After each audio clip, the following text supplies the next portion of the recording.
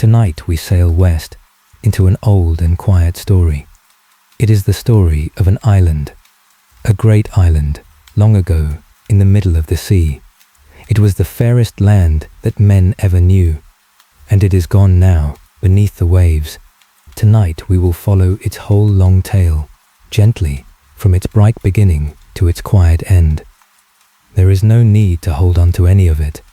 Let the names drift past you like ships on a calm sea. If you fall asleep long before the island sinks, that is exactly what tonight is for. So settle in, make yourself warm and comfortable. Let your eyes close if they wish to. And if you like drifting off to old tales told softly, you can quietly subscribe so the next long night finds its way to you. That is all I will ask. Now let us begin. At the very beginning, when the world was young and a war had just ended, long ago, there was a great darkness in the world. Its name was Morgoth. He was the first and greatest of all dark powers, older than the world itself. For long ages, he poured his malice into Middle-earth. He raised great fortresses in the cold north. He bred cruel things, and he made war on all the free peoples of the earth. Against him stood the elves, and beside the elves stood a few houses of men. These men were brave and true. They came into the west of Middle-earth in the earliest days. They joined the long war against the darkness. They suffered greatly for it. They were called the Edain, which means simply the fathers of men. And of all men in those days, they were the noblest and the most faithful. The war against Morgoth was long and terrible. It lasted through an age of the world, and in the end, the great powers of the West came at last to help. They are called the Valar. They are the guardians of the world, set to watch over it from the beginning. They came out of the far west with a mighty host, and they broke the power of Morgoth forever. His fortresses were thrown down, his darkness was scattered. He himself was cast out of the world, into the empty void beyond. This was the end of the first age of the world, but the war had ruined much of the land. Whole countries were broken in the fighting. The sea came in and drowned the western shores, and the men who had fought so long and lost so much were left weary in a broken world. The Valar looked on the Edain with pity and with honor. These men alone, among all mortals, had stood by the elves through the long defeat. So the Valar wished to reward them. They wished to give them a gift greater than any men had known before, and so they made an island out in the great sea, between Middle-earth and the far west. The powers of the world raised up a new land from the deep. It rose slowly from the water, wide and green and fair. It was shaped, the old tales say, like a great star, with 5 long points reaching out into the sea. It was a gentle land of soft hills and clear rivers. No land in the world would ever be more beautiful, and it was set apart, alone in the wide water, far from the troubles of Middle-earth. This island had many names. The elves called it Elena, which means the land that looks toward the stars. The Valar called it the land of gift, but the men who came to live there called it Numenor. That name means, most simply, the Westland, and so we will call it too, Numenor. Hold that name gently as you drift. It is a soft name for a soft green land, alone in a wide and quiet sea. Now the men were led to their new home by a light, high in the sky. In those days, there was a new star. It was the brightest star in all the heavens, and there was a person within that light. His name was Erendil. Long ago, he had been a mariner, half elf and half man. He had sailed the perilous seas all the way to the far west.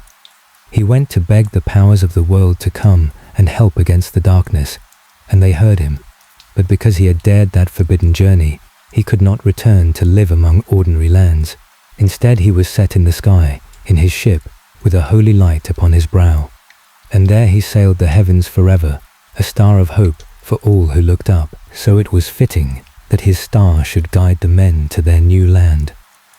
Night after night, they sailed west across the calm sea, and always that bright star hung before them, showing the way. They followed the light of Erendil home, and when at last they came to the green shores of Númenor, It was as if the star had led them into a new life. Their first king was chosen from among them. And here is a gentle wonder. Their king was the very son of Erendil, the mariner in the sky. His name was Elros.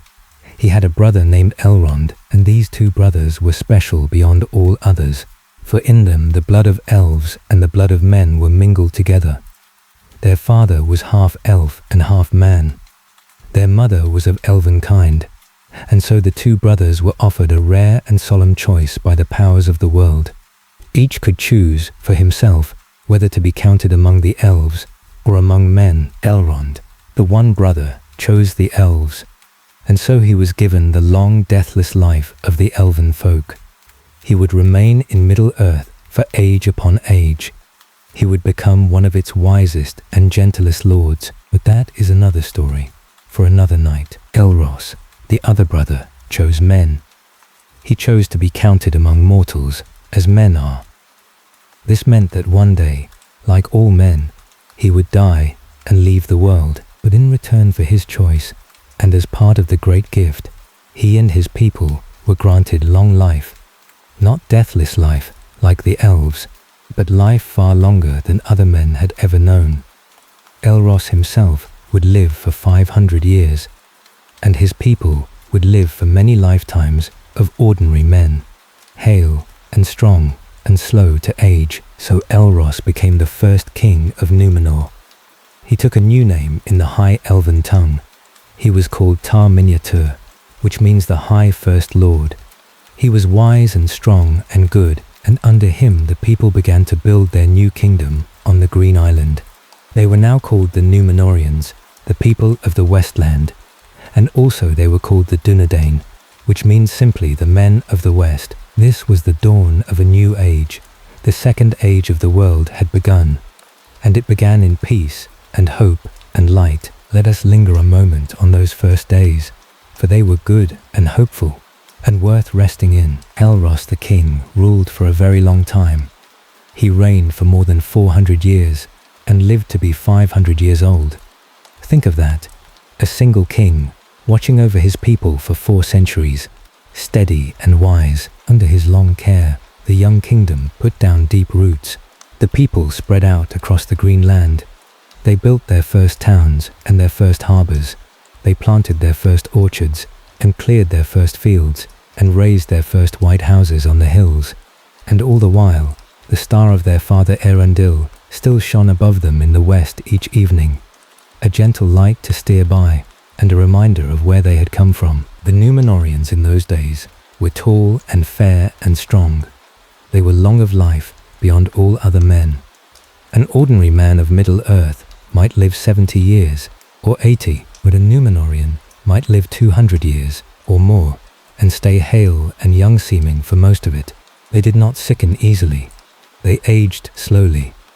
A Númenorian of 100 years might seem, to us, like a person in the middle of life, strong and clear-eyed and far from old. Only near the very end of their long span did age come upon them, and then swiftly. So they had time to learn deeply, and to build carefully, and to grow wise in a way that shorter-lived people rarely can. They became great craftsmen, and great scholars, and great makers of beautiful things, because they had the years to master their crafts fully. And they were, in those early days, a good people, generous and just and glad. They loved the land they had been given, and tended it with care. They loved the sea that surrounded them, and learnt all its moods, and they loved the memory of the long faithful struggle that had won them their home, and they did not forget the powers of the West who had given it, nor the one above all who had made the world.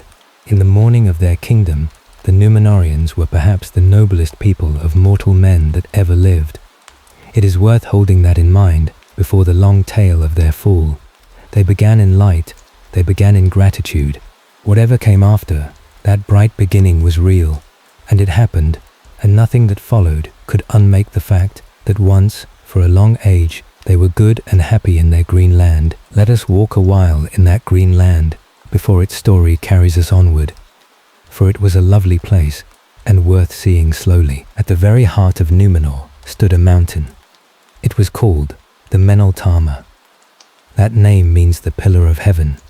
It rose in the center of the island, tall and steep, with a smooth path winding up its sides. And this mountain was holy. It was the most sacred place in all the land. It was hallowed to the One, to Ilúvatar, the maker of all things, whom the Númenóreans held highest of all. There was no temple upon the Meneltarma. There was no building at all. There were no images and no carved stones. The summit was open to the sky, plain and bare. For the Númenóreans in those early days needed no temple to feel near to the One. They simply climbed the holy mountain and stood upon its open top and were silent, and silence was the rule there.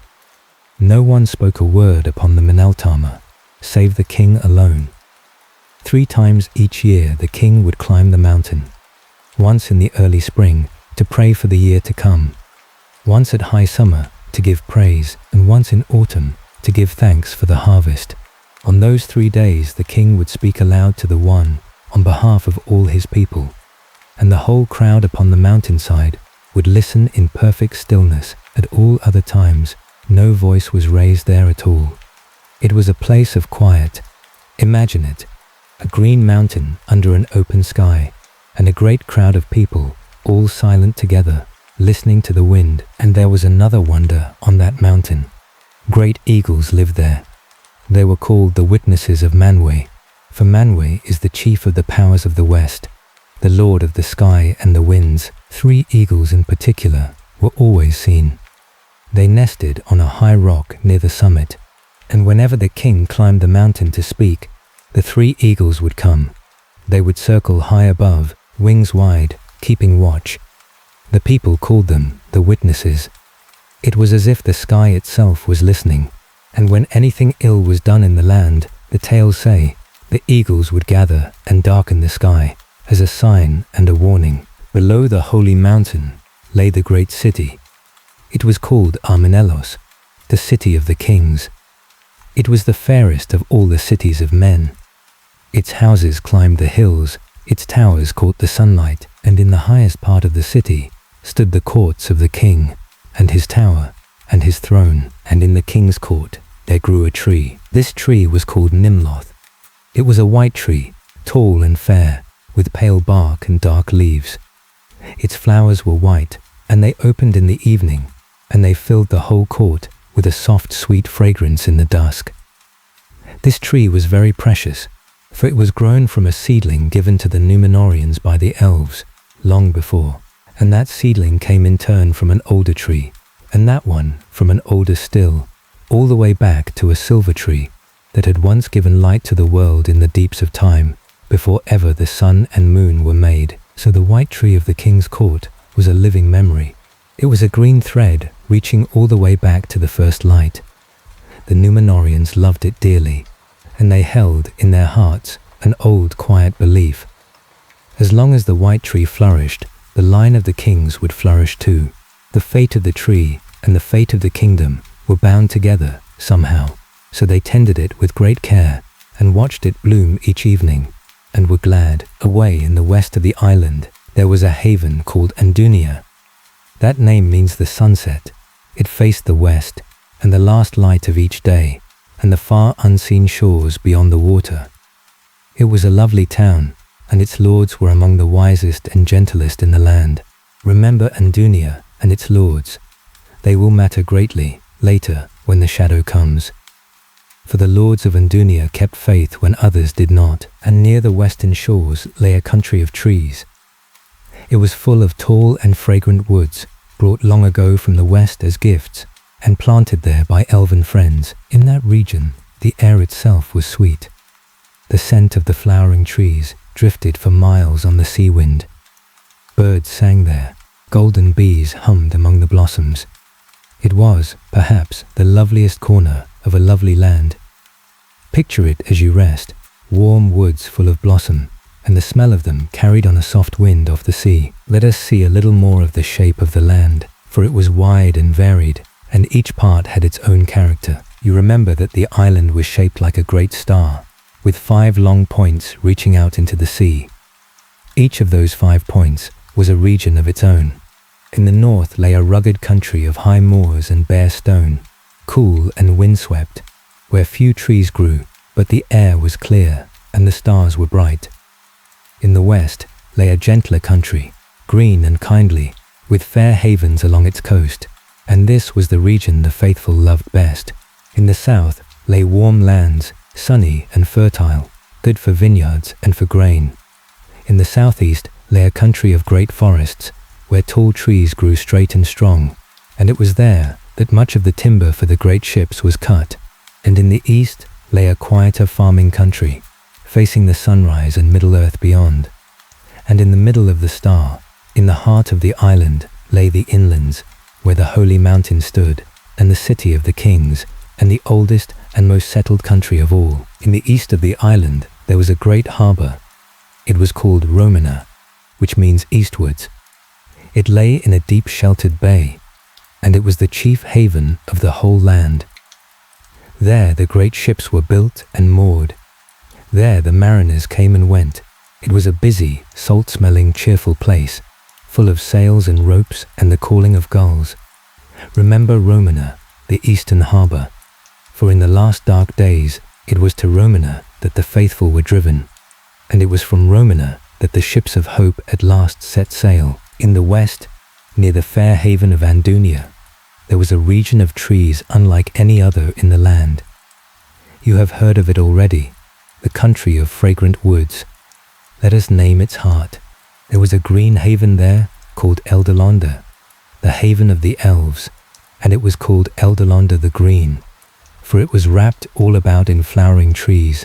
In the earliest days, the elves of the west used to sail to that haven in their white ships, coming from a fair green isle far away, bringing gifts to their Númenorian friends, and among the gifts they brought were trees, wonderful trees that grew nowhere else in mortal lands, trees with silver bark, and golden flowers, and sweet-smelling leaves, and round scarlet fruit. The Númenorians planted them in that western country, and they took root and flourished, and filled the whole region with fragrance and colour. It was said that when the wind blew from the west, the scent of those trees drifted right across the island, all the way to the eastern shore. Picture that, a whole land carrying on its wind the sweetness of elven-gifted flowers. It was the loveliest thing in a lovely land, and the faithful never forgot it, all their days. In the uplands of the inner country there was a quiet region of sheep pastures and rolling green downs. It was a peaceful, homely place of shepherds and white farmhouses, far from the busy harbours, where the only sounds were the wind in the grass and the calling of the flocks. It was a good place to be quiet in, and to raise children, and to grow old gently. We will visit it again, for a lonely lady once made her home there, in a white house among the sheeplands, and waited a long time for a husband who loved the sea more than the shore. Rivers ran through the land, clear and cold, down from the central heights to the sea. Fair towns stood along their banks, and the Númenorians loved horses, and bred fine ones, and rode them for the joy of it across the wide green country. It is said that a Númenorian would ride out to meet a friend across many miles, and that the horses of that land were swift and gentle and long-lived, like their riders. There were birds everywhere, of many kinds, singing in the woods and wheeling over the shores. There were no cruel beasts in Númenor, and nothing that hunted men. It was a safe land. A child could wander far and come to no harm. And over it all stood the holy mountain in the centre, silent, watching, with its 3 eagles circling the high air. It was, truly, as near to a blessed land as mortals had ever been given to live in. This, then, was Númenor in its early days. A green star-shaped island in a wide calm sea. A holy silent mountain at its heart. A white tree blooming in the evening in the court of a good king. Fragrant woods and quiet havens, and a people long of life and noble of heart. It was as near to paradise as mortal men had ever come. And for a long, long age they were happy there. Now there was one rule laid upon the Númenorians. Only one. And it is important, so let us speak of it gently. The powers of the West had given them their island. They had given them long life and wisdom and great gifts, but they set a single limit upon them. It is called the Ban of the Valar, and the ban was this: the Númenorians could sail anywhere they wished across the seas of the world, east, north, south, wherever they liked, but they could not sail west. They could not sail so far west that their own island dropped out of sight behind them, and above all, they could never sail all the way to the far west, to the undying lands where the powers of the world dwelt, and where some of the elves lived in bliss. Why was this rule made? Not out of cruelty. The powers of the west were not unkind.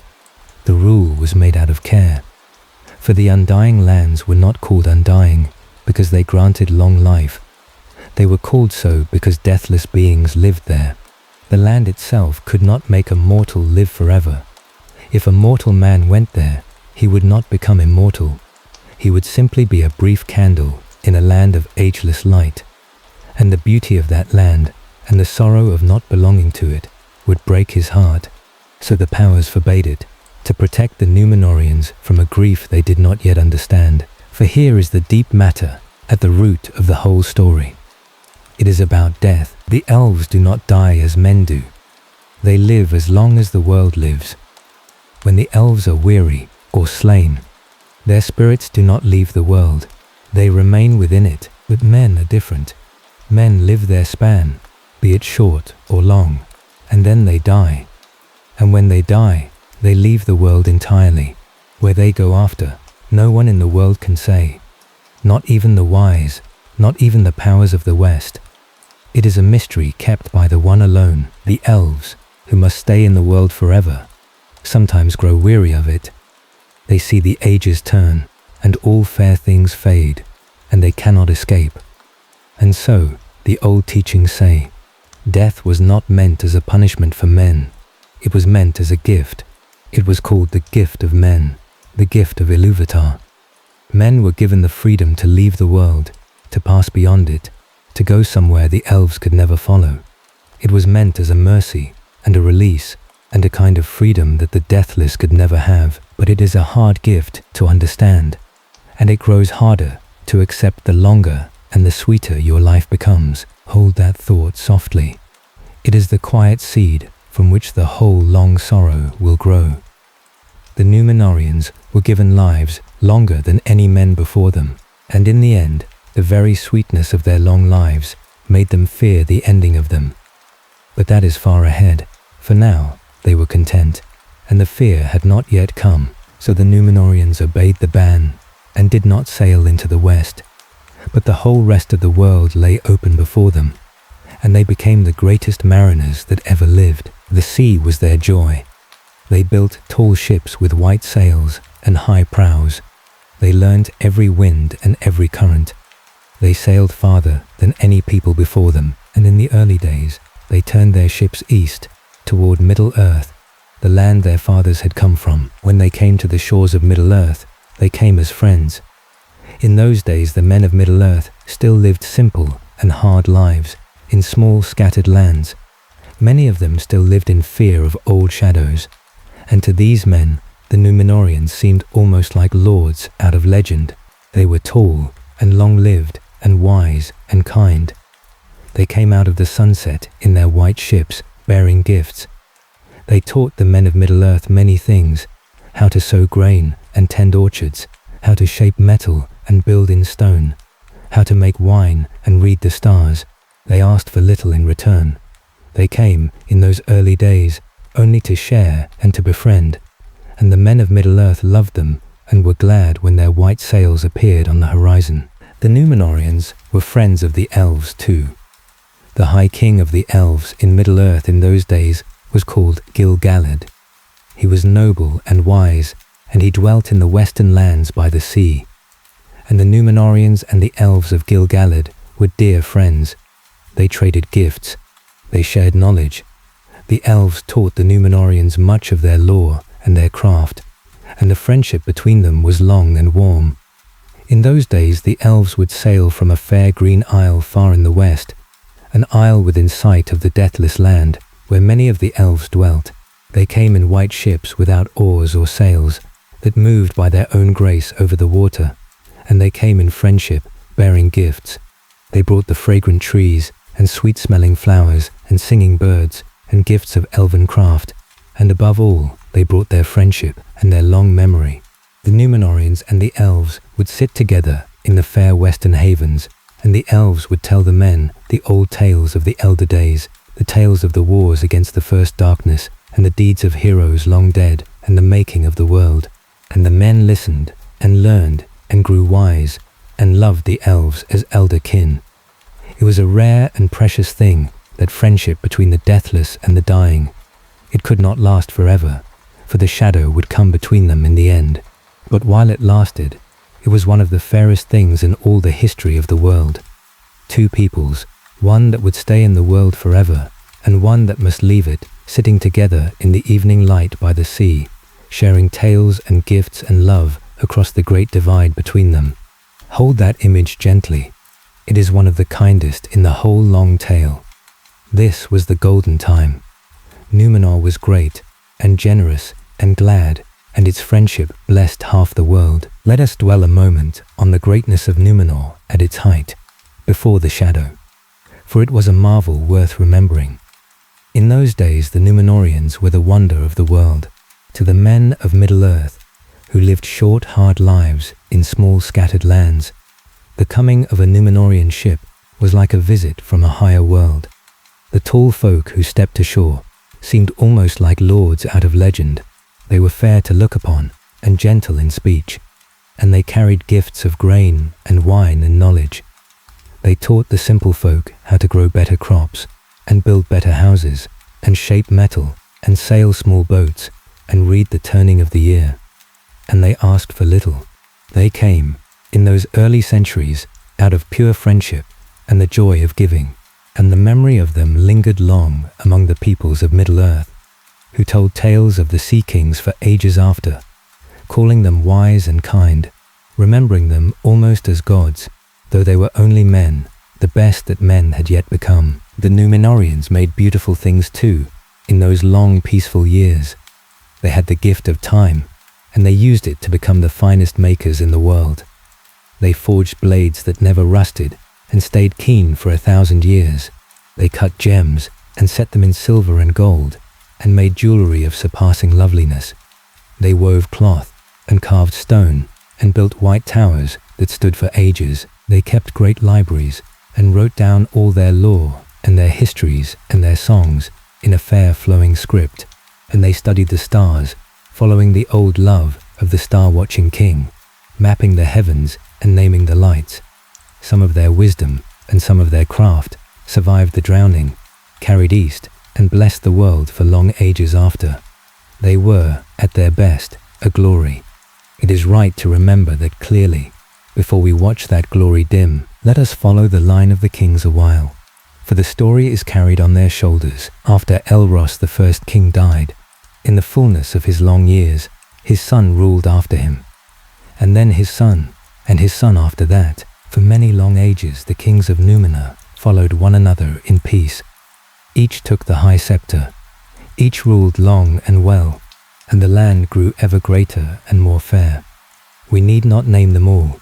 Their names are many, and soft and old, but a few we should remember, for they turned the story this way and that. Before we come to the great mariner, let us meet his father, for he was a gentle king of a quiet sort. His name was Tar-Meneldur, and he loved the stars. He was a watcher of the heavens, and he built a high tower on the land, away from the lights of the towns, where the night sky was darkest. And there he would go, night after night, to study the slow wheeling of the stars, and to learn their courses and their names. He was a peaceful king, more at home with his star charts than with the cares of ruling. He would have been glad, perhaps, to spend all his long life quietly among the constellations. But he had a son who loved a different thing entirely. His son loved the sea, and between the father who loved the still stars and the son who loved the restless water, there was much love and also much sorrow, for the son was forever sailing away, and the father was forever waiting and watching the sky and worrying. And this brings us, at last, to the great mariner. But first, picture the daily life of that land in its good years. so that you may hold the whole world of it as you drift. Picture the harbours, loud and cheerful, where the shipwrights built the tall white ships, hammering and soaring and singing at their work. The Númenorians were the finest shipwrights the world has ever known. Their ships had high carved prows, often shaped like birds or fish or the necks of swans, and white sails, and they rode the waves like living things. Picture the fields inland, golden with grain, and the orchards heavy with fruit, and the vineyards on the southern slopes. Picture the craftsmen in the towns, the smiths and the weavers, and the carvers, and the makers of fair jewelry, taking their long, slow years to make things of great beauty, for they had time and patience and skill beyond measure. Picture the scholars in their libraries, copying old lore, studying the stars, keeping the histories, writing down the songs, and picture, everywhere, tall, long-lived people going gently about their lives, unhurried, because a Númenorian life was long, and there was time enough for everything. Now, the great mariner. He was a prince first, the son of the star-watching king. And from his boyhood, he was drawn to the sea as a moth is drawn to a lamp. He would stand on the shore and watch the ships come in, and he could not rest for wanting to sail out on them. So as soon as he was old enough, he did. He learnt every craft of the sailor. He learnt the winds and the tides and the reading of the stars for steering. And he was not content to sail only around his own island. He wanted to go far. He wanted to cross the whole great sea to Middle-earth and explore its long unknown coasts and see what lay beyond the maps. So he gathered other young men who loved the sea as he did, and he founded a fellowship of mariners. They called themselves the Venturers. They were a guild of explorers, bound together by their love of the deep water and the far horizon. They pooled their skill and their courage, and they built great ships, and they sailed together into the unknown. Their chief ship was famous, a mighty vessel built to wander far and stay long at sea. And in that ship, and others like it, the great mariner and his venturers sailed east again and again to the shores of Middle-earth. They mapped its coasts, they sailed up its rivers, they founded a harbour there, a haven for Númenorian ships on the far side of the sea, and they befriended the men and the elves they met. It was bold and joyful work, the work of discovery, and the great mariner loved it more than anything else in all the world, more, perhaps, than was wise. For a man who loves the far horizon more than his own hearth will always, in the end, leave someone waiting on the shore. There was a king remembered as the great mariner. His name was Aldarion. He loved the sea above all things. Even as a young prince, he could not stay long on land. He built ships greater than any before. He founded a guild of venturers, brave sailors who sailed with him into far waters, and he made long voyages to Middle-earth, exploring its coasts, planting friendships, seeking tall timber for his ships. But the sea took its price from him, as it takes from all who love it too well. For Aldarion had a wife, a gentle lady named Erendis, and she loved him, but she could not bear how the sea always called him away.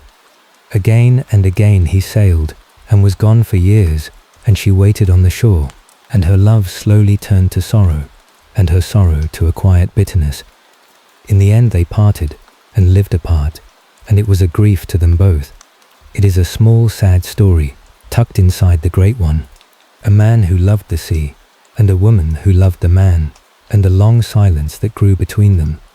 Many households, in many ages, have known some shadow of that tale. Let us tell that small sad story a little more slowly, for it is very human, and there is a gentle sorrow in it that many hearts will know. The lady was named Erendis. She came from the west of the island, from among the people who loved the elves and the old ways. She was fair and quiet and deep-hearted, and she did not love easily, but when she loved wholly, and she came to love the great mariner. For a long time he did not notice her, being always away at sea, or planning to be. But at last he did notice, and he loved her in return, in his way. And after many years and many partings, they were married. And for a while there was great happiness. They planted a tree together to mark their love, and tended it. And for a season the mariner stayed home, and did not sail, and they were glad. But the sea called him. It always called him. And after a time he could not resist it, and he sailed away again, promising to return soon, and soon became long. A voyage to Middle-earth and back might take years, and Erendis waited. She waited through the seasons, and watched the horizon for his sails, and raised their little daughter mostly alone. And each time he returned, there was joy, but the joy was shorter than the waiting. And then he would sail again, and she would wait again, and slowly, over the long years of waiting, something in her heart grew tired, and then grew cold. She came to feel that the sea was a rival she could never win against. She felt that her husband loved the deep water more than he loved her, and perhaps, in a way, he did, though he did not mean to.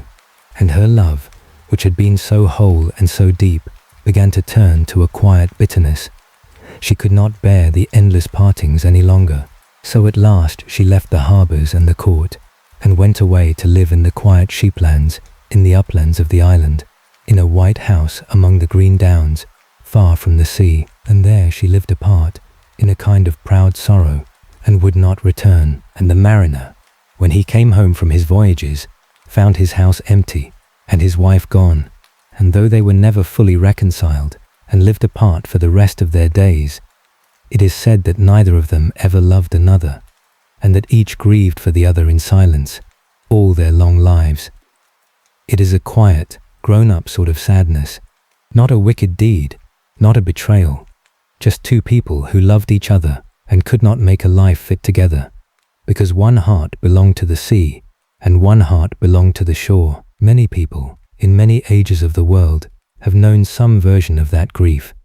There is no villain in it, only love and longing and the long silence that grew between them. Let it rest gently. It was long ago, and the pain of it is quiet now, and only the tenderness remains. Aldarion and Erendis had one child, a daughter. Her name was Ankalime, and here Aldarion changed an old law of the land. Until then, only a son could inherit the throne, but Aldarion loved his daughter and saw her worth, and decreed that the eldest child of the king should rule, whether that child were a son or a daughter.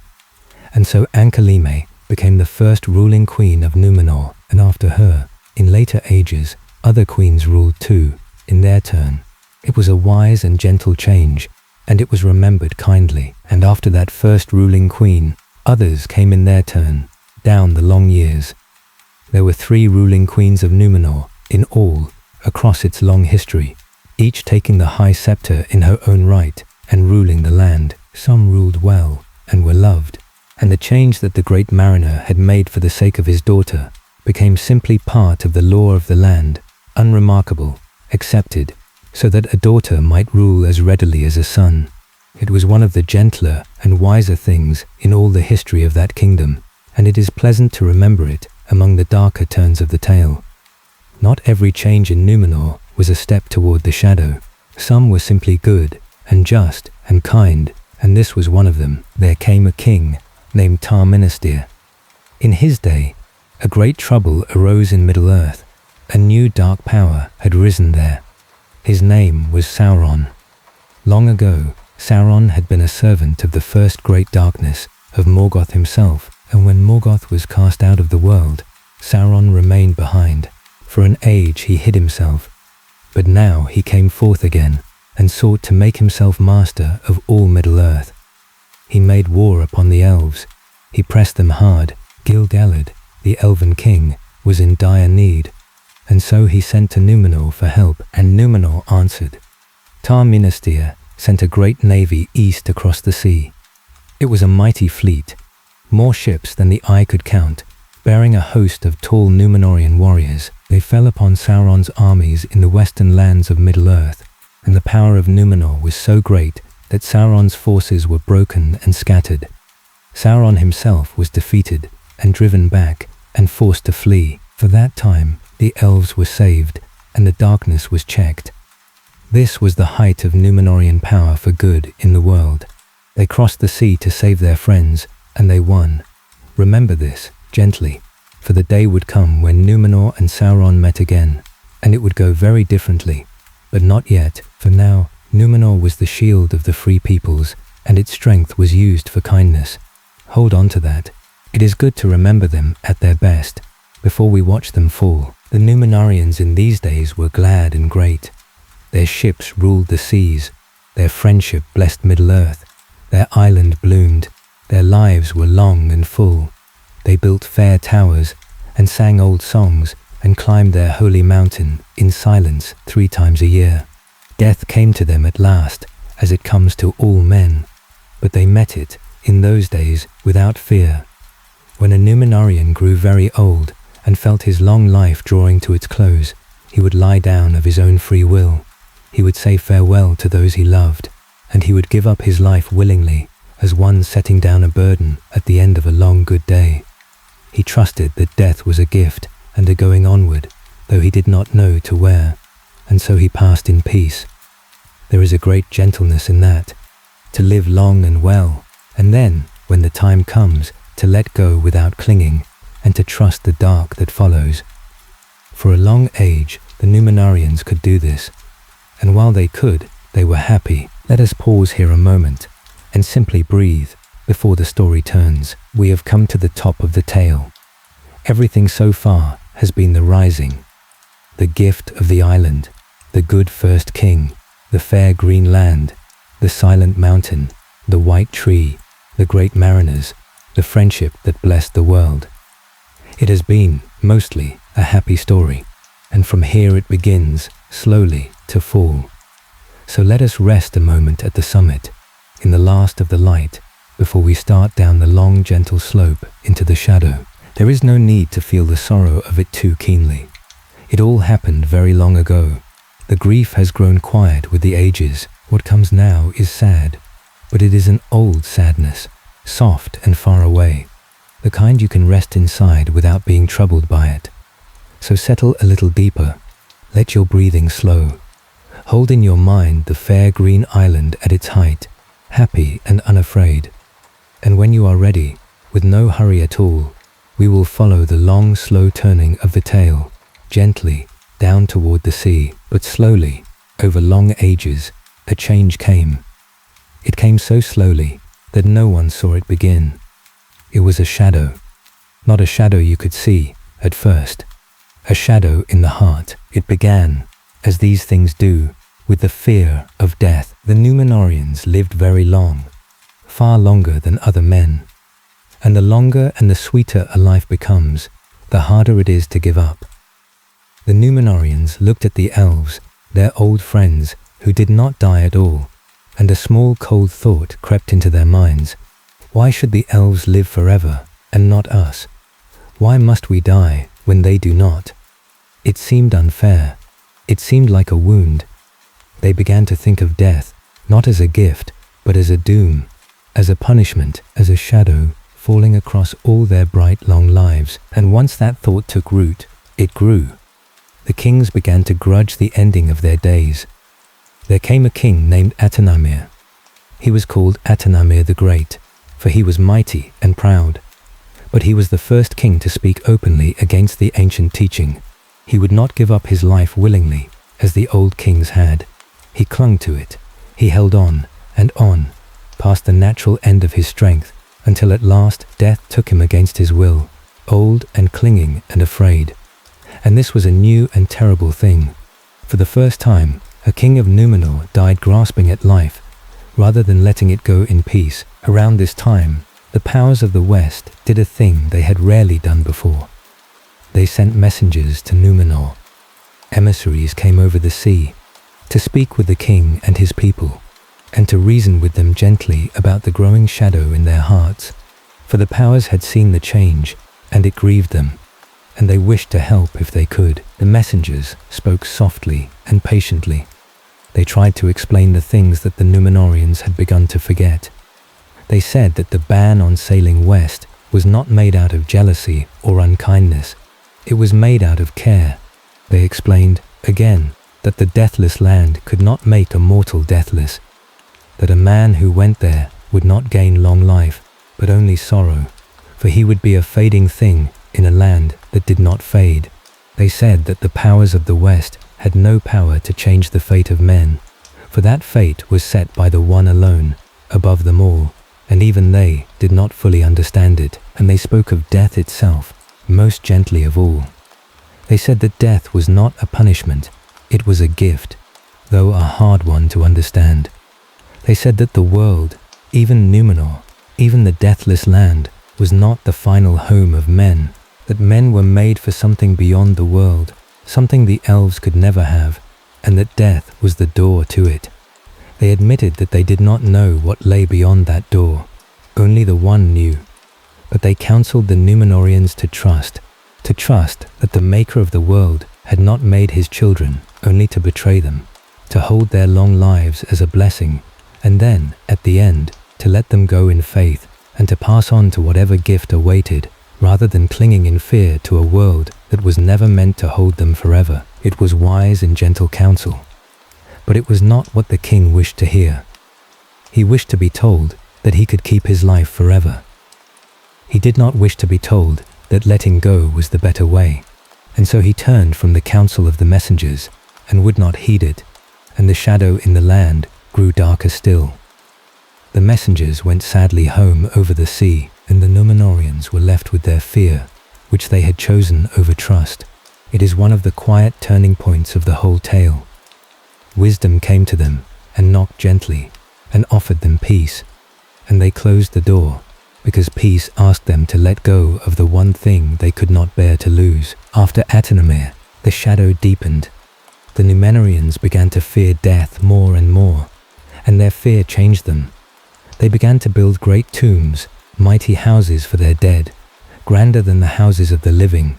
They filled these tombs with treasure, as if wealth could follow a man beyond the world. They sought out physicians and lawmasters, hoping someone could find a way to make their lives longer still, or to hold off death forever. None could. Death still came, but now they met it with dread, and clung to every year, and mourned without hope, and their long lives began, strangely, to grow shorter. It was as if the very fear of death drew death nearer. The joy went out of their days. When you spend your life afraid of its ending, you cannot fully live it, and so a heaviness settled over the land, even as it grew richer and mightier than ever. This is a quiet truth in the old story. The Númenorians gained the whole world and lost their gladness. They had everything and enjoyed none of it, because they could not stop thinking of the day it would end. Their hearts turned in another way too. They had come to Middle-earth long ago, as friends and teachers, but now they came as masters. They still sailed east in their great ships, but they no longer came only to share and to help. They came to rule. They built strongholds along the coasts. They demanded tribute from the men of Middle-earth. They took gold and timber and goods and carried them home. The men who had once welcomed their white sails with joy now watched them come with fear.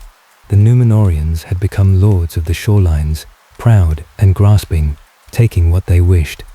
The friendship of the early days was fading. Their greatness was becoming a kind of tyranny, and a great division opened among the Númenorians themselves. The people split, slowly, into two kinds. On one side were most of the people, and most of the kings. They were called the king's men. They were the ones who feared death most, and grudged the ban, and grew proud, and turned away from the old friendship with the elves. They came to resent the powers of the West, who had forbidden them the deathless land. They stopped climbing the holy mountain. They let the old prayers fall silent. They even stopped speaking the fair elven tongue, which their fathers had loved, and used only their own common speech. They were the many. On the other side were the few. They were called the faithful. In the old tongue, the elf friends. They kept the old ways. They still loved the elves, and honored the powers of the West, and trusted that death was a gift and not a curse. They still climbed the holy mountain and kept its silence and honored the white tree. They did not grudge the ban. They were fewer, and they grew less popular as the years passed, and at last they were watched with suspicion and even with dislike. But they held their faith, and their chief dwelling was in the west of the island, in the haven of Andunia, whose lords, you may remember, were among the wisest and gentlest in the land. The lords of Andunia were the leaders of the faithful, and through the dark years that were coming, they kept the old light alive, quietly, in the west. So Númenor was divided. The many, proud and afraid. The few, faithful and quiet. And between them, a growing coldness. The golden age was over now. Though the gold still gleamed, the shadow had come, and it would only deepen from here. As the shadow deepened, the kings themselves showed it.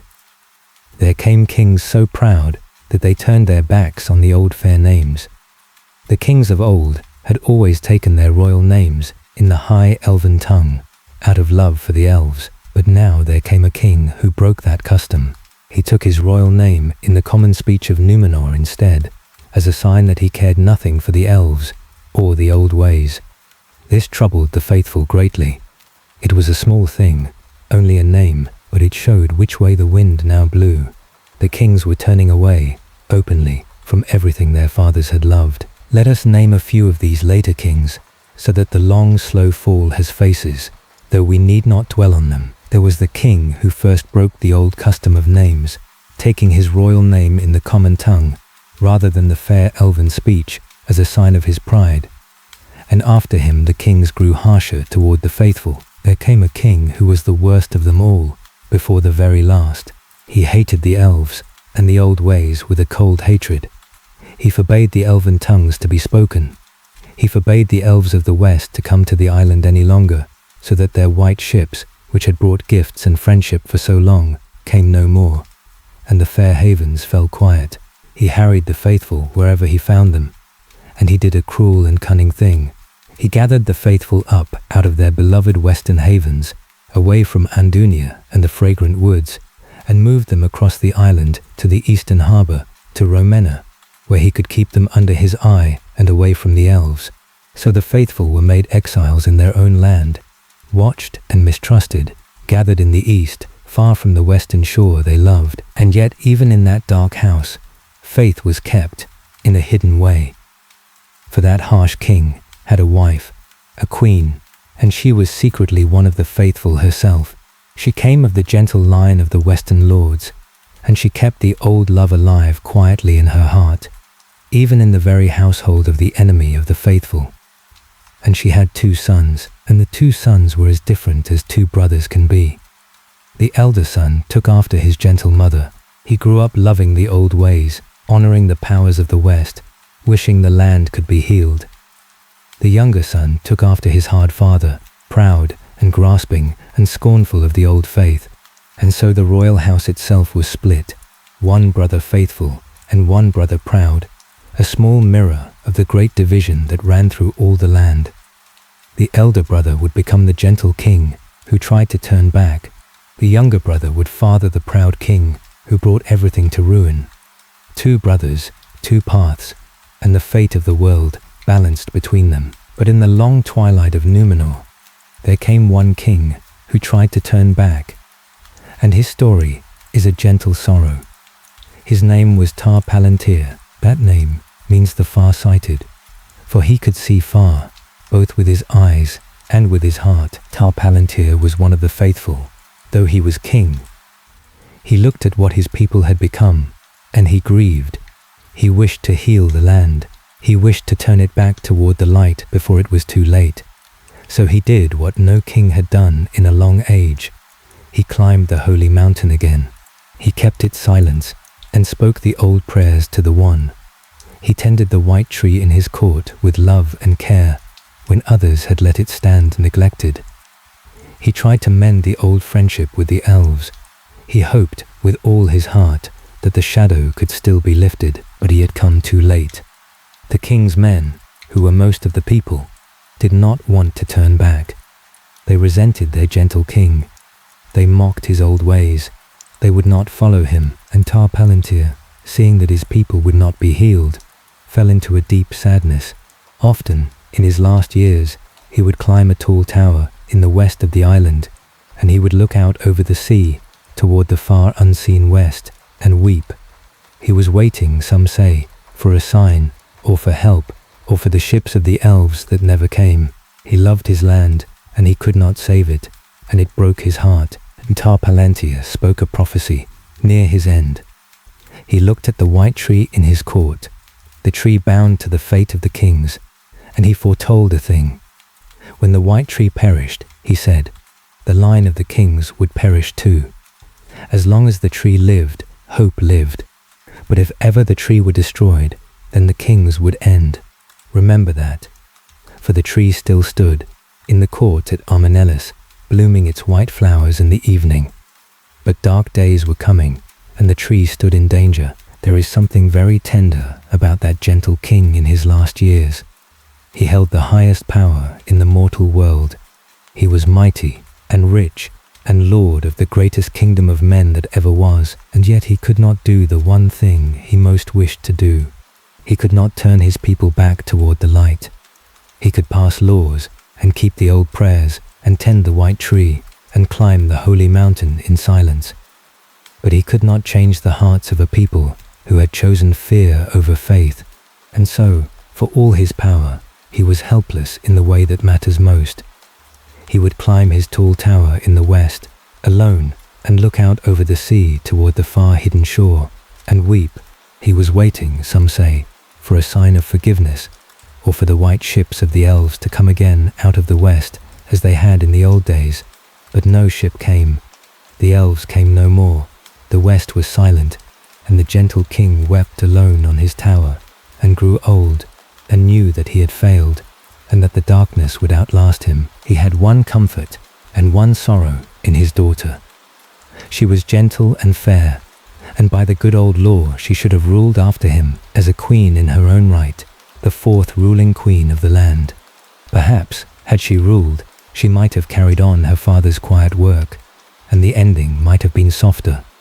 But the king's men would not have a faithful queen any more than they had wanted a faithful king, and there was a cousin waiting, proud and strong and hungry, who had other plans.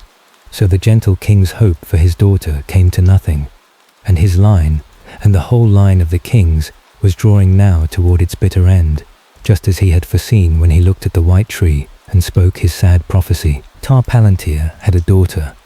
Her name was Miriel.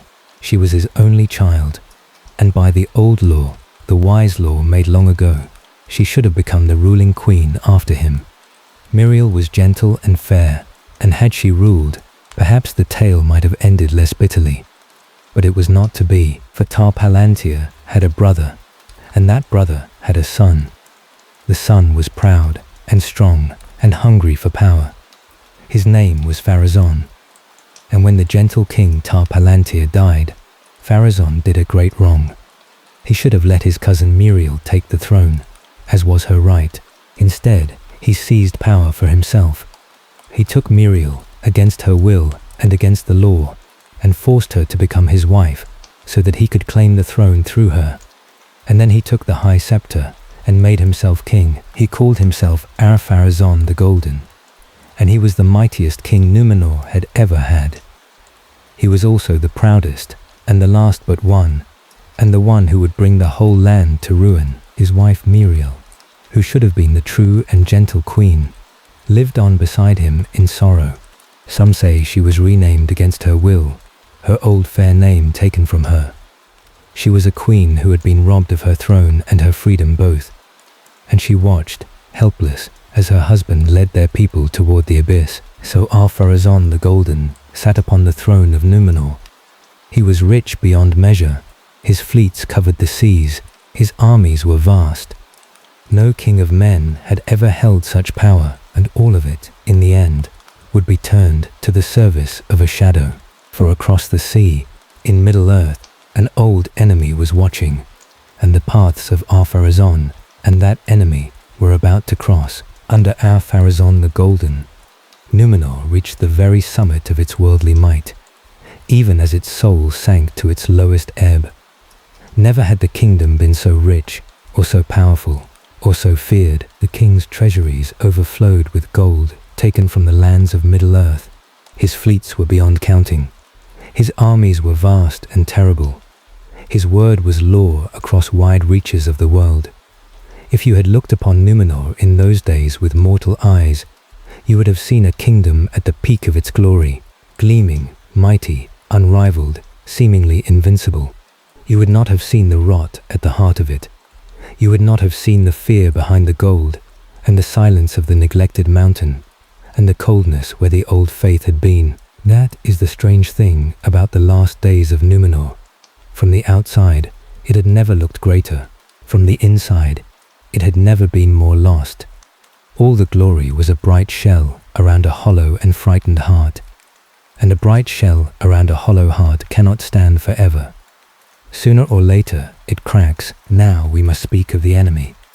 His name, again, was Sauron. And by this time he had grown very great in Middle-earth. Long before, in the years of his hiding, Sauron had made a plan of terrible cunning. He had made rings of power, forged with deep and evil craft.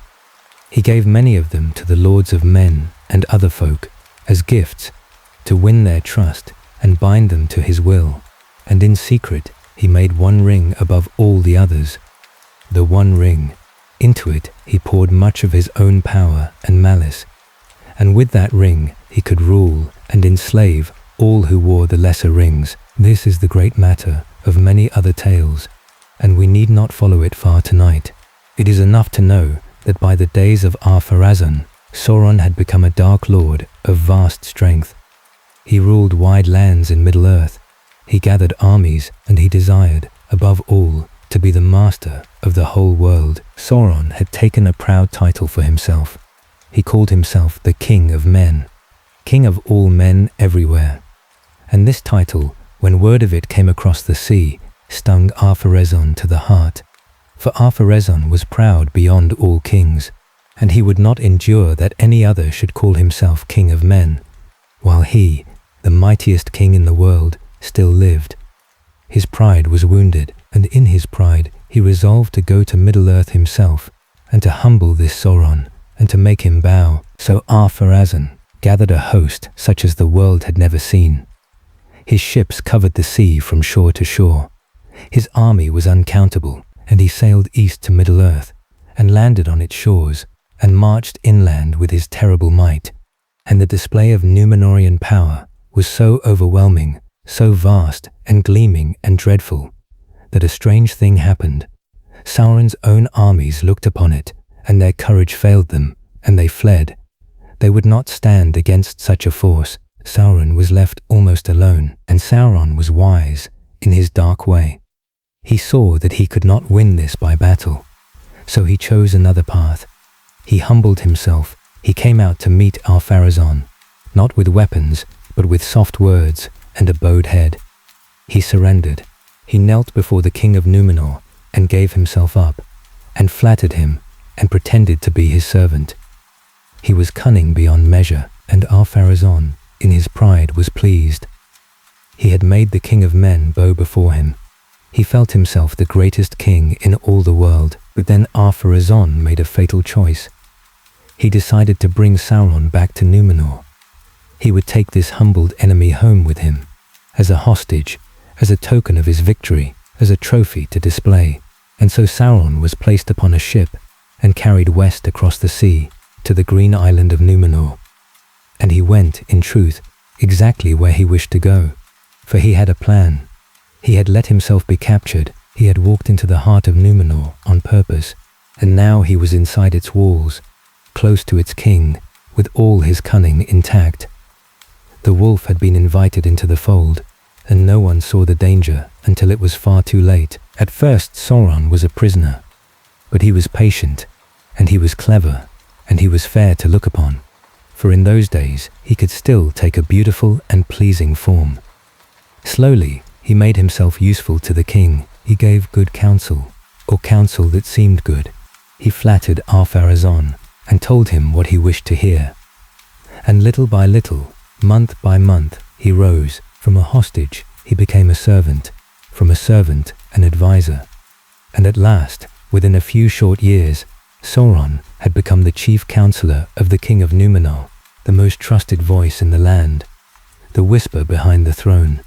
He had captured the kingdom not with armies, but with words. He did it slowly, and that was the cunning of it.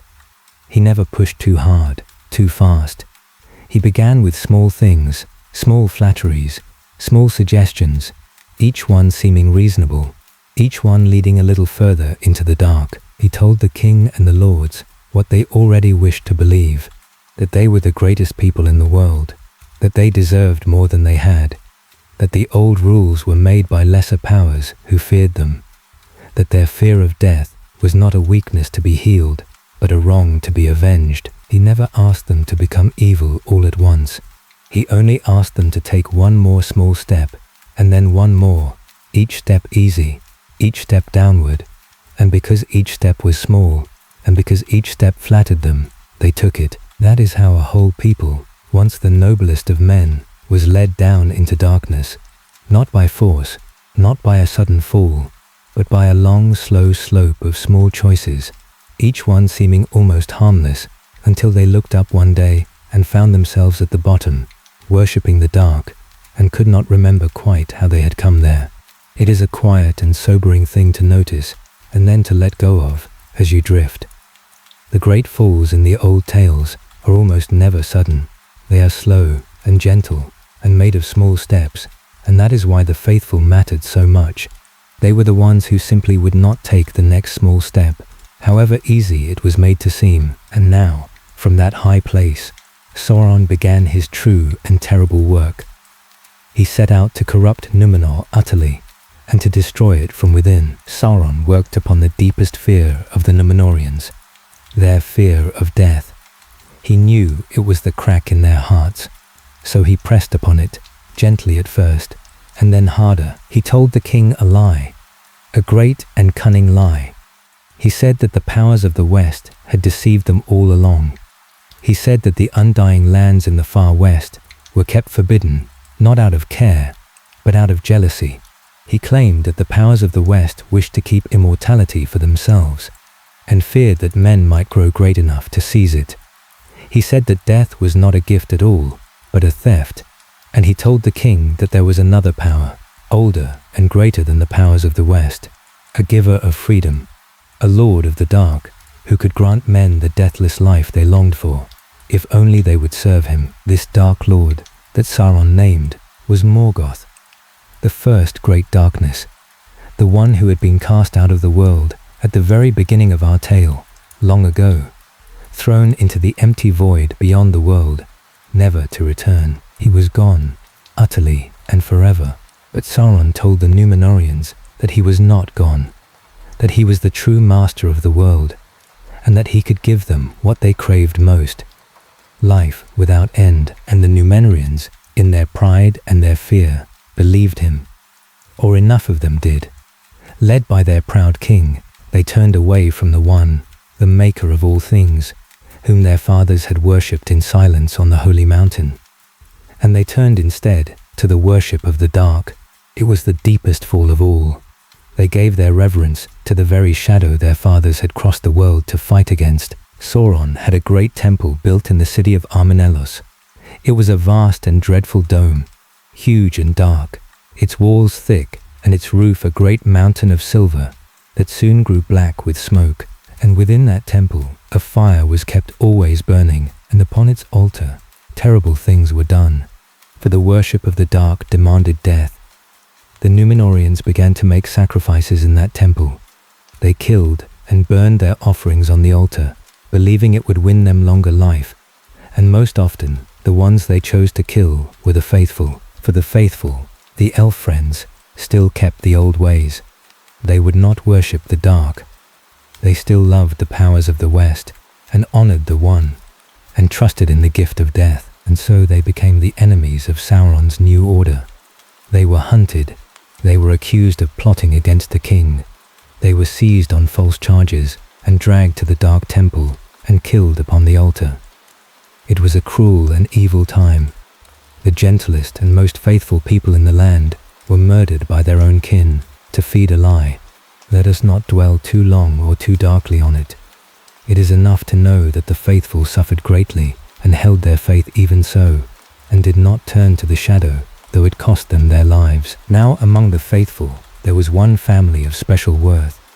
They were the lords of Andunia, of the Western Haven, the leaders of the faithful, whom I asked you to remember long ago.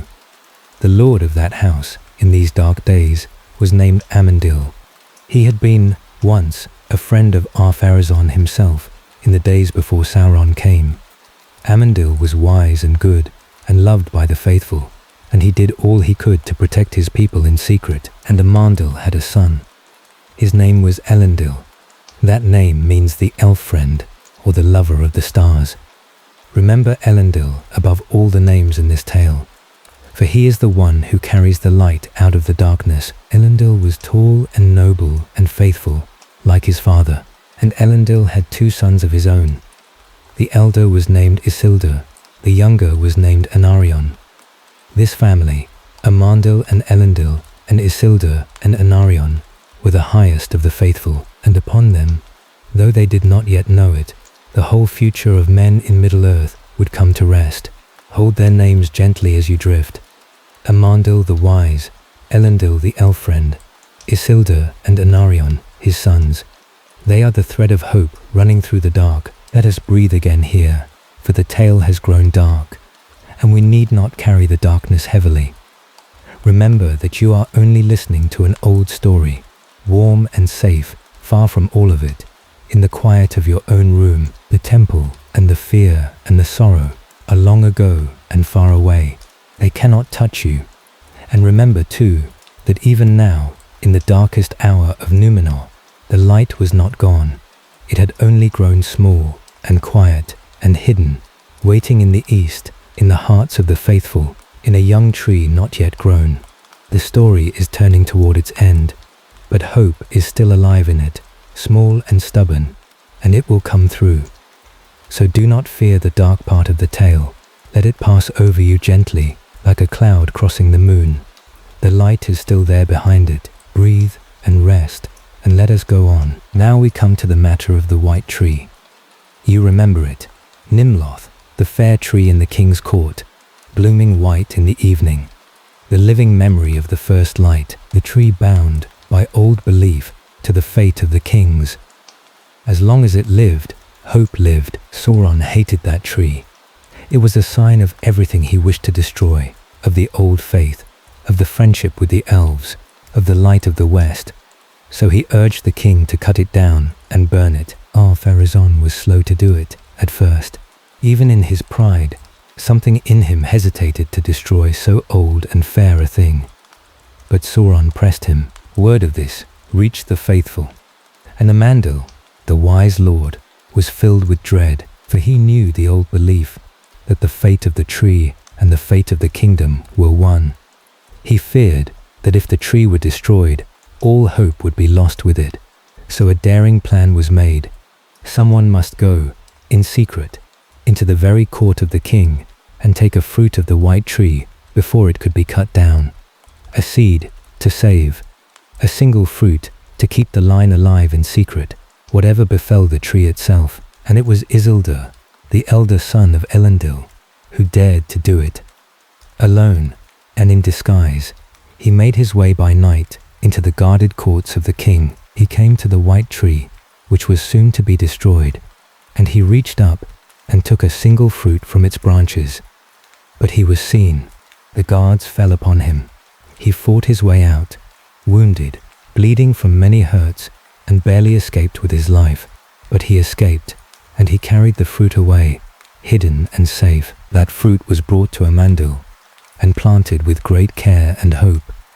And even as Isildur lay near death from his wounds, the seed sprouted.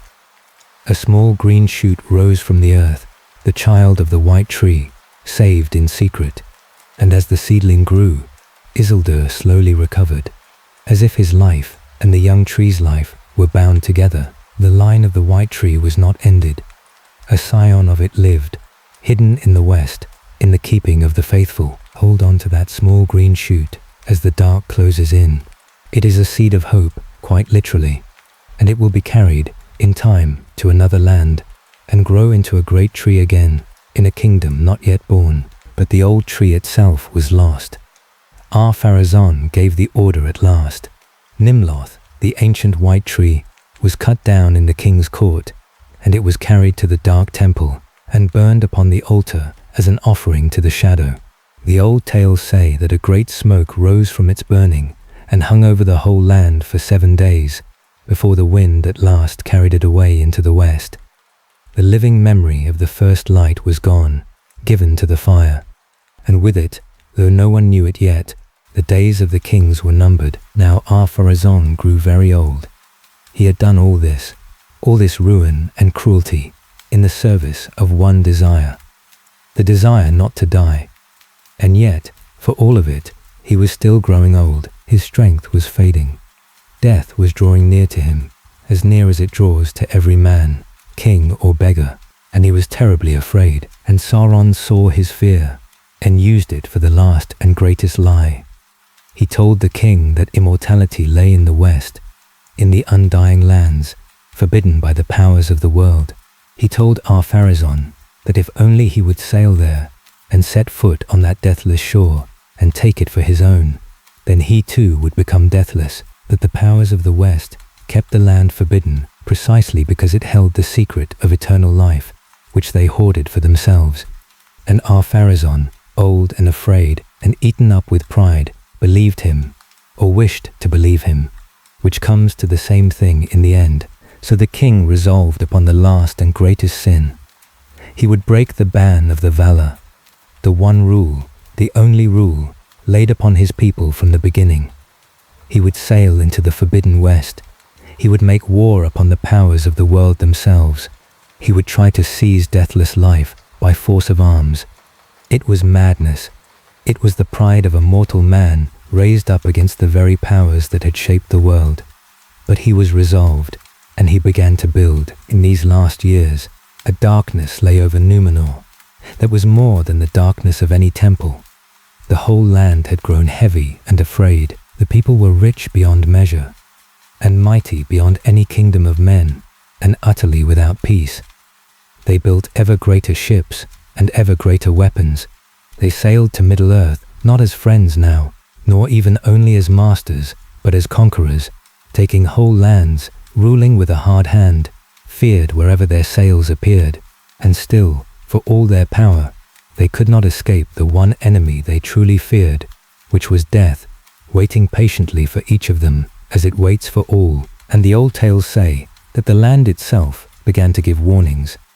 The 3 eagles that had always circled the holy mountain were seen more often now, and sometimes the sky filled with eagle-shaped clouds, ranked like a great host advancing out of the west, their edges lit as if by fire.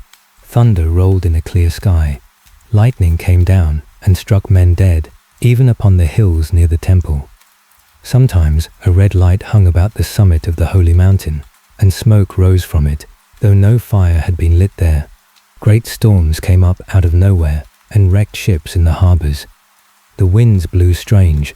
To the faithful, watching quietly from their exile in the east, these were signs that the powers of the west were sorrowful and angry, and that the patience of the world was wearing thin, and that a reckoning was drawing near. But the king and his people hardened their hearts, and read the signs as challenges rather than warnings, and grew only more defiant. When the sky itself seemed to plead with them to turn back, they answered by building a greater fleet. The building of that fleet took years. It was the greatest armament the world had ever seen. Ar-pharazon called it the Great Armament. He gathered ships beyond counting.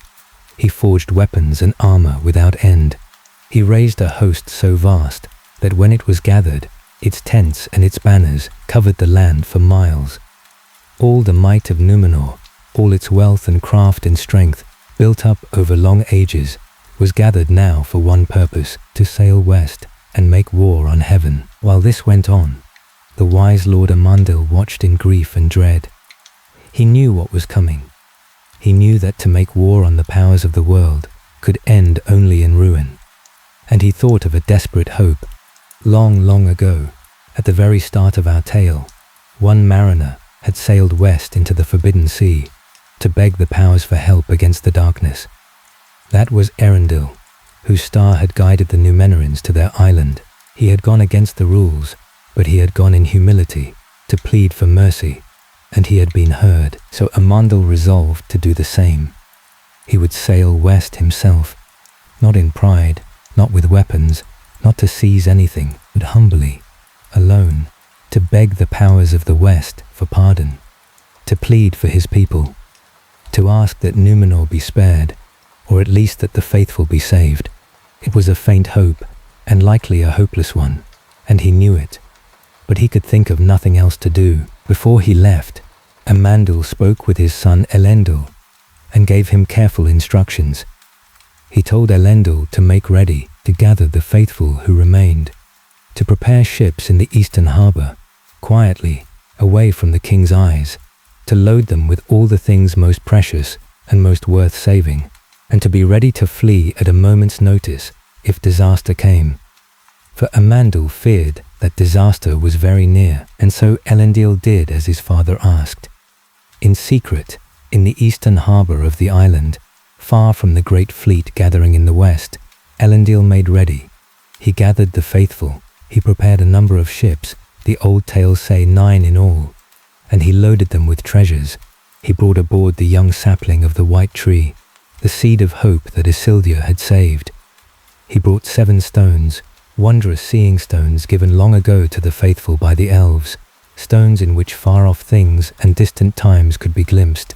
He brought heirlooms and holy things, and the memory of all that was good in Númenor. And then he waited, with his ships ready and his people aboard, watching the west and dreading what would come. Then Amandil sailed. He took a small boat and a few faithful servants, and he set out into the west, alone, following the old forbidden road that Erendil had taken long before. He sailed toward the undying lands to beg for mercy, and he was never seen again. No word ever came back of him.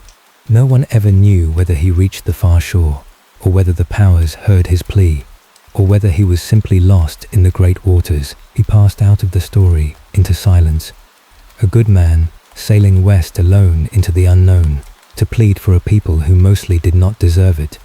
Let us hope, gently, that he was heard. The tale does not say, but he is worth remembering for the courage and the love of it. And then the day came. Ar-pharazon's great armament was ready at last. The mightiest fleet in the history of the world lay gathered in the western harbours, its sails white and countless, its decks crowded with armed men, and ar-pharazon the Golden, old and proud and afraid, went aboard his flagship, and the signal was given, and the greatest fleet ever built lifted its sails and turned its prows toward the forbidden west, and set out to make war upon the powers of the world, and to seize immortality by force. The old tales say that as the fleet departed, the sky itself gave warning.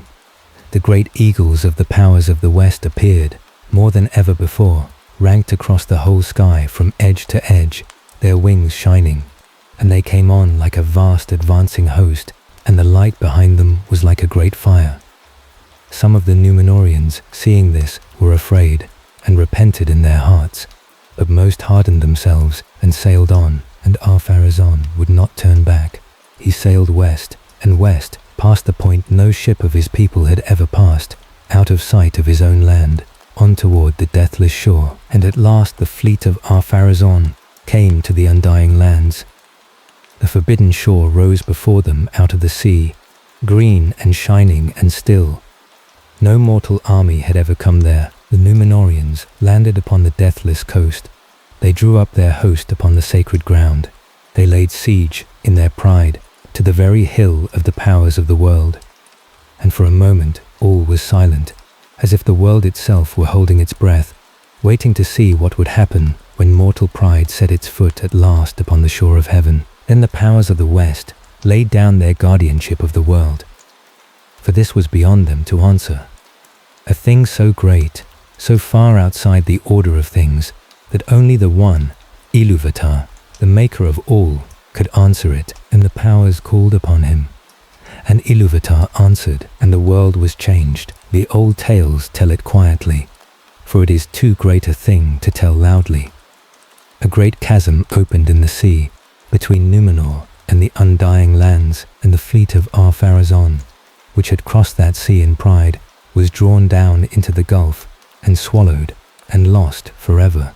The waters closed over it, and ar-pharazon himself, and the mortal warriors who had set foot upon the deathless land were taken. The old tales say the hills fell upon them, and they were buried and shut away in caves beneath the roots of the earth.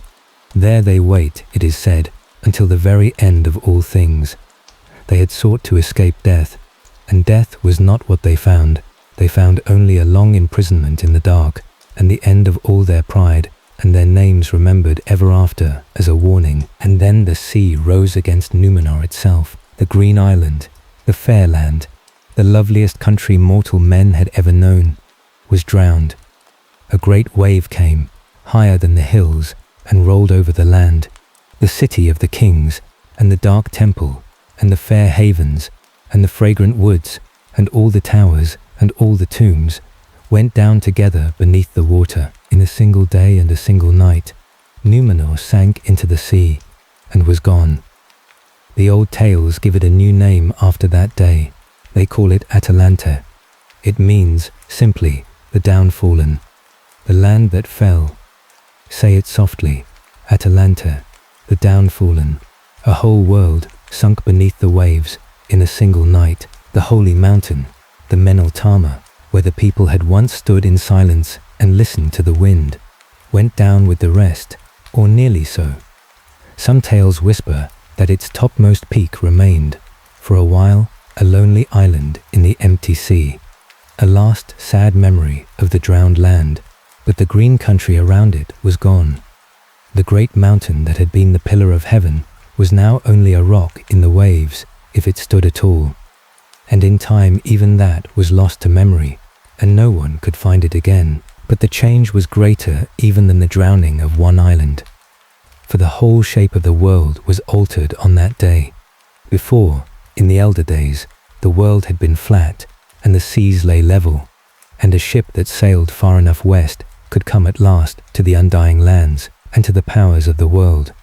But now the powers took the undying lands away. They removed them from the circles of the world entirely, so that no mortal ship could ever reach them again by any sailing.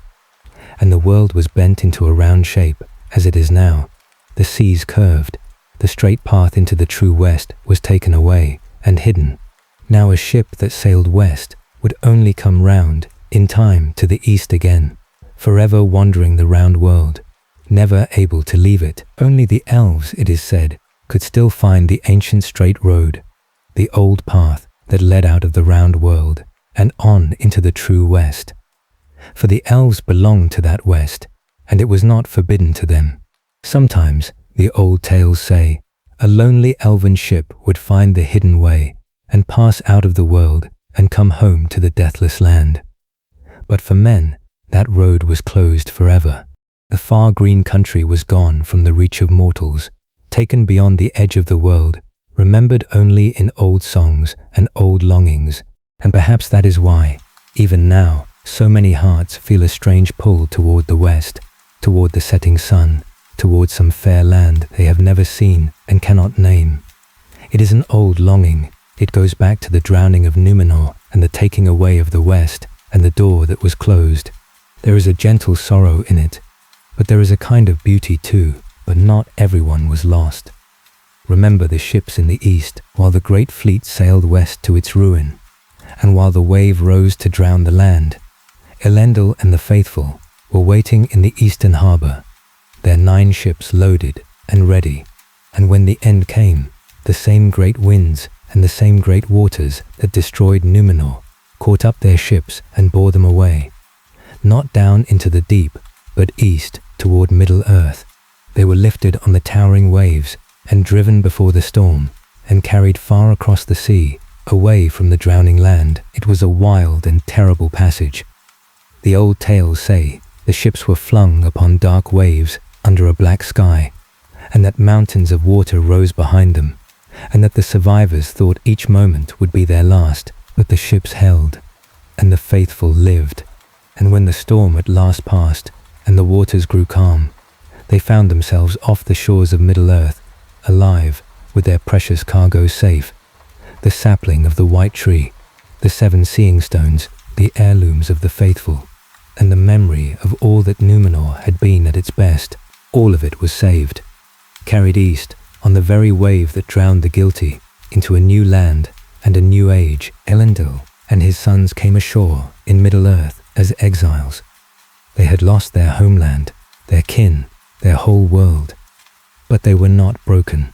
They set about building something new. Elendil, with his people, founded a realm in the north of the western lands, and his two sons, Isildur and Anarion, founded a realm together in the south. These were the kingdoms of the Dunedain in exile, the kingdoms of the men of the west in Middle-earth. In the fullness of time they would be called Arnor in the north and Gondor in the south, and from them would come a long line of kings and rangers and quiet heroes, stretching down through all the ages that followed, all the way to a king who would one day return and set right much that had gone wrong. But that, again, is another tale for other nights. Let us say only a little more of what became of them, for it is the seed of much that came after. The two kingdoms of the exiles grew and endured. In the north, the realm of Elendil spread across wide green lands, with fair towns and a long line of kings. In the south, the realm of his sons grew mighty, with a great white city and tall towers and a strong people.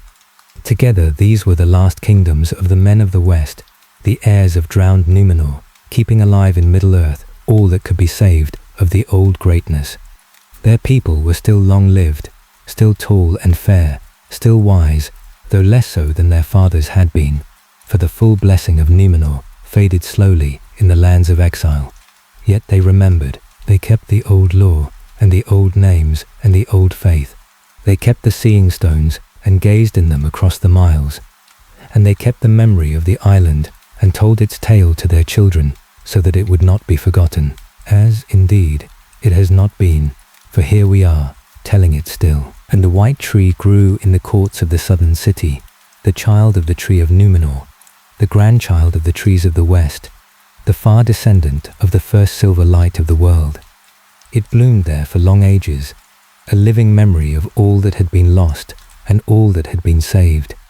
And when in time a tree would wither, a seedling of it would be found, high on a hidden mountainside, and planted anew, so that the line went on, tree after tree, hope after hope, down all the long years. And there was one more matter left unfinished. Sauron had fled back to Middle-earth, wounded and full of hate, his fair form lost forever, and there, in the age that followed, he would rise again and gather his strength and make war once more upon the free peoples, and the heirs of Elendil, the survivors of Númenor, would stand against him. There would be a great last alliance of elves and men. Elendil himself and the elven king Gil-galad, his old ally, would lead it, and on the slopes of a dark mountain, in a terrible battle, Sauron would be overthrown, though at bitter cost, and the ring of his power would be taken from him. That too is another tale, and a long one, and it belongs to other nights, but it began here, in the Drowning of Númenor, and the 9 ships that carried the faithful east. The seeds of Sauron's final defeat, far in the future, were planted on the very day of his greatest triumph. For in Drowning Númenor, he also loosed upon Middle-earth the one people with the will and the right to stand against him to the end. The story does not close in darkness. It opens, instead, into the long ages of the struggle, and the far-off dawn of victory, and a king who would one day come home. The sapling of the white tree was planted in the new southern kingdom, in Gondor, and it grew, and became a great white tree once more, blooming in the courts of a new city of men, a living memory of Númenor, and of the older light behind it, carried safe across the drowning sea. The line was not broken, the green thread held, and Sauron. He had been in Númenor when it drowned. His body was caught in the ruin of the land, and destroyed, and could never be remade fair again. That much good came of the disaster. Never again could Sauron walk among men, wearing a pleasing shape, as he had done to deceive ar-pharazon, but his spirit was not destroyed. It was a deathless and evil thing, and it could not be so easily unmade. His spirit fled from the wreck of Númenor, back across the sea, home to Middle-earth, and there, in time, he took shape again, in a form dark and terrible now, and no longer fair. and he took up his old ring and his old malice, and began again his long war against the free peoples. The drowning of Númenor did not end him. It only sent him home, wounded and full of hate. The struggle against him would go on for another whole age of the world. But he had lost the deceiver's fair face forever, and the faithful had escaped his grasp, and the seeds of the kingdoms that would one day defeat him had been carried safe to Middle-earth on the 9 ships of Elendil. So even out of that great ruin, hope survived, and so we come to the end of the tale of Númenor. Let us rest here a while, and hold it gently before we let it go. It is a sad story in its way. The fairest kingdom of men drowned beneath the sea, all its beauty lost, all its pride undone. But it is not only sad, for if you listen to it softly, from the safe warm distance of a great many years, it becomes something gentler. It becomes an old story, and old stories, even sorrowful ones, have a kind of peace in them. The grief has grown quiet with the ages. What remains is the wonder and the meaning and the long, slow music of it. Think back now over the whole of it as you drift. Think of how it began, a broken world and a weary people who had been faithful through a long defeat and a gift out of pity and honor. A green island raised from the sea, shaped like a star, guided to by a star. A good first king, the son of a mariner in the sky. Think of the island in its glory, the holy mountain, silent under the open sky, where a whole people stood and listened to the wind, the white tree blooming in the evening in the court of the king, the fragrant woods by the western shore, their scent carried for miles on the sea wind, the tall white ships sailing out to bless half the world. Think of how it changed, so slowly. A small cold thought about death that grew and grew until it swallowed all their joy. The clinging and the fear and the great tombs and the fading of gladness even as the wealth increased, the friends becoming masters, the people dividing, the many who feared and the few who kept faith, and the gentle king who came too late, weeping on his tower, looking west. Think of the fall, the proud golden king, and the enemy brought home as a trophy, who whispered his way to the throne. The lie about death, the turning to the dark, the tree cut down and burned, and the single fruit saved in secret by a wounded man in the night, and the last mad voyage, the greatest fleet in the world, sailing west to seize what was never meant for mortal hands. And think of the end. The world changed in a single day, the fleet swallowed, the island drowned, the far west taken away beyond the edge of the world, so that no ship of men could ever reach it again, and the longing that has lived in mortal hearts ever since, the pull toward the sunset, toward a fair green land no one living has ever seen. But think too of what survived. 9 ships in the east, riding the terrible wave, carried safe to a new shore. A faithful lord and his sons, who lost everything and did not despair, and began again. A young tree, the child of the old white tree, the child of the first light, planted in a new land and blooming once more. And a hope, small and green and stubborn, carried out of the ruin into the age to come. Even in the drowning of the fairest kingdom that ever was, the light was not put out. It only moved on, quietly, eastward, into new hands, to wait for a better day. Let us rest a little longer in that thought, for it is the warm ember at the center of a cold tale. Everything in this story that was truly good found a way to survive the drowning. Think of them, one by one, as you drift. The faith of the faithful, kept alive through long persecution, sailed east and lived on in new kingdoms. The white tree, cut down and burned, left one saved fruit, and that fruit became a sapling, and that sapling crossed the sea and grew into a great tree again in a new land, blooming white in the evening as its mother had. The seeing stones, gifts of the elves, were carried safe and served the kings of the new realms for long ages. The old lore, the songs, the histories, the memory of the fragrant woods and the silent mountain and the tall white ships, all of it was carried east in the minds and the books of the survivors, and remembered and written down so that we may tell it still, tonight, so very long after. Even the longing for the lost West, that bittersweet ache, survived and lives in mortal hearts yet, a gentle homesickness for a shore we have never seen. And think of the people who carried it all. Amandil, who sailed alone into the West to plead for a people who had mostly forgotten how to deserve it, and was never seen again, and whose fate we do not know, but may gently hope was kind.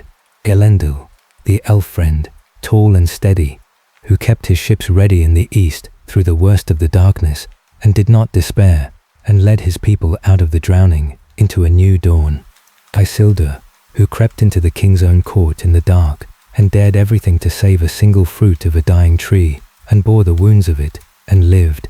Anarion beside him, and behind them all the quiet faithful, the ordinary people who simply kept faith when faith was dangerous, and were saved. They lost their homeland, they lost the fairest country mortals ever knew, but they saved what mattered most, and they carried it forward, and because of them the light was not put out. So the story of Númenor is not, in the end, only the story of a drowning. It is also the story of a rescue. The proud were lost, and the faithful were saved, and out of the greatest ruin of the age, a small stubborn green hope was carried safely into the morning. That is a good thing to hold as you fall asleep. That even when a whole world sinks beneath the waves, the things that are truly good can be gathered up and carried on and planted again in new soil and made to bloom once more. That is the deep gentleness at the heart of this sad old tale. Nothing good is ever wholly lost. The island sank, but the faith survived. The tree burned, but its seed lived. The West was taken away, but the longing for it remained. And longing is a kind of memory, and memory is a kind of keeping. Númenor is gone, but it is not forgotten. It is remembered in songs, and in old names, and in the shape of the hearts of the men who came after, who carried a little of its greatness and a little of its sorrow down all the long years. So let the drowned land rest now, far beneath the calm sea. Let the great mountain stand, or not stand, in the empty water, keeping its long silence at last complete. Let the guilty sleep in their dark caves until the end of the world, and let the faithful sail on, eastward, into the morning, with their tree and their stones and their memory, toward the new kingdoms and the long age ahead. The story is told. There is nothing left to hold. You can set it all down now, gently, like a book closed softly at the end of a long evening, and you can sleep. The tale is finished, and it ended. In the end, in hope, however far away, the wave has long since fallen and grown still. The sea is calm again. The stars are out over the quiet water, the same stars that guided the first ships west so very long ago. And under those old stars, everything that was good in that drowned land is safe somewhere still, remembered, waiting, at peace. There is a gentle wisdom hidden in this old tale, and it is worth holding softly as you drift, though there is no need to think hard about it. The Númenorians had almost everything. They had long life, and beauty, and wisdom, and wealth, and a fair green land, and the friendship of the elves, and the love of the powers of the West. They lacked only one thing. They could not live forever, and it was that one lack, that single shadow at the edge of all their blessings, that they could not bear. They had so much, and they ruined all of it, in the end, reaching for the one thing they could not have. They could not simply be grateful for the long, bright lives they were given. They could not let go when the time came and trust the dark beyond. And so they lost everything, grasping at a little more. It is a very human failing, that. Perhaps the most human of all. And the old tale does not tell it to scold. It tells it gently, with sorrow and with understanding, because the fear of losing what we love is a fear that lives in every mortal heart. The lesson of Númenor, if it has one, is only this, that the things we are given are enough, that a life, however long or short, is a gift and not a debt, and that there is a kind of peace at the very end in opening the hand and letting go, and trusting that the Maker of the world did not make us only to abandon us. The Númenorians could not learn that lesson, and it drowned them. But the faithful learned it, and it saved them. And it is a soft and kindly thing to carry into sleep. That what you have been given is enough, that you need not grasp, that you can rest and let the day go and trust the night before you go all the way down into sleep. Let us picture the island one last time, not as it was in its fall, but as it was in its beauty.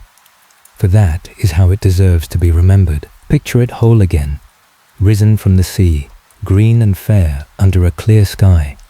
Picture the holy mountain at its heart, tall and silent, with the 3 eagles turning slowly in the high blue air above it. Picture the city of the kings on its hills, white towers catching the morning light. Picture the white tree in the king's court, blooming in the evening, filling the quiet with its soft, sweet scent. Picture the western woods, heavy with fragrant blossom, their perfume drifting on the sea wind clear across the land. Picture the harbors full of tall white ships with high carved prows, and the mariners singing as they made ready to sail. Picture the green sheeplands in the uplands, and the white farmhouses and the horses running across the wide downs. Picture the long-lived people, tall and fair and unhurried, going gently about their days, with time enough for everything, in the fairest land that mortal men were ever given. That was Númenor. That is how it was, for a long and happy age, before the fear came. Hold that picture, and let the sad ending soften and grow distant. The drowning was only a single day at the very end of a very long and beautiful story. Most of that story was light, most of it was good, and the island in its beauty is the truest thing to carry down into sleep. Not the wave, not the fall, the green land under the clear sky, with the white tree blooming, and the eagles circling the silent mountain, and the tall ships in the harbors, and the sweet wind blowing from the west. Let that be the last thing you see as you drift off. A fair green island, long ago, at peace, under the same old stars that shine above you now. Rest now. Sleep well. If some part of this old story stayed with you, you might leave a word about it whenever you wake, and tell me which moments you carry down into sleep. I read them all, quietly, like messages in bottles washed up from a far shore. But that is for the morning. For now, there is nothing to do but rest. The island is drowned, and the faithful are saved, and the long night is calm, and you are warm, and it is time to sleep. Let everything grow soft and far away now. The names, the kings, the ships, the tree, the wave, let them all drift off like mist over water. You do not need to remember any of it. The story has been told, and it is safe now, folded away, and you can let it go entirely. There is only the quiet left. The old tale has ended, the way all the old tales end, in a kind of peace, with the sorrow long since gone soft, and only the beauty and the meaning remaining. The island rests beneath the calm sea. The faithful sailed safely to their new dawn. The tree blooms again in a far green land, and the west, though hidden now beyond the curve of the world, is still there, still shining, for those with the grace to find the straight road home. Nothing truly good was lost. It only went on ahead into the morning, and you can rest now, wholly and completely. There is nothing left to follow, nothing left to hold, nothing left to do.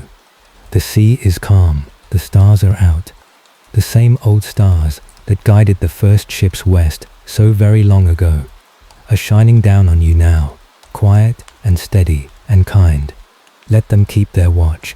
Let the drowned land keep its long peace, and let yourself sink, gently and without fear, down into the soft dark of sleep, trusting it the way the faithful learnt to trust, knowing that the night is kind and that morning always comes. We will sail into another old story together, gently, the next time the night grows quiet.